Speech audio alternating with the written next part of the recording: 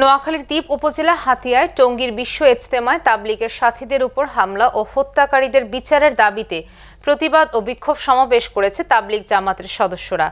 সকাল 10:30টায় ওলামা মাশায়েখ ও সর্বস্তরের তৌহিদি জনতা একটি র্যালি হাতিয়া মার্কাজ সামনে থেকে শুরু হয়ে উপজেলা পরিষদের প্রধান সড়কের পুরান কোর্ট ভবনের মাঠে এসে বিশাল সমাবেশে এসে শেষ হয়।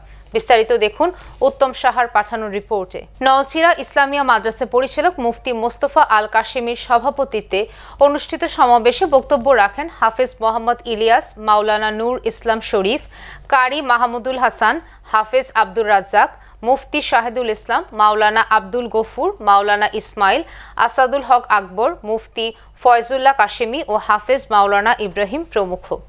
এ সময় হাতিয়ার বিভিন্ন অঞ্চল থেকে তাবলীগ জামাতের সদস্যরা দলে দলে যোগদান করে এবং বিভিন্ন ধর্মীয় শিক্ষা প্রতিষ্ঠানের শিক্ষক ছাত্ররা উপস্থিত ছিলেন। সমাবেশে বক্তারা বলেন, রাতের আধারে বিশ্ব ইজতেমায় সাতপন্থী একদল সন্ত্রাসী তাবলীগ জামাতের সদস্যদের উপর হামলা করে। এতে 3 জন তাবলীগের সাথী শহীদ হন। দ্রুত সময়ের মধ্যে এসব হামলাকারীদের চিহ্নিত করে তাদেরকে আইনের আওতায় আনার দাবি জানান তারা। বক্তারা হত্যাকাণ্ডের সাথে জড়িত থাকার কথা উল্লেখ করে বলেন, ইন্ডিয়ার দালাল সাতপন্থী সন্ত্রাসীদের সকল কর্মকাণ্ড বন্ধ করতে প্রশাসনকে অনুরোধ করেন।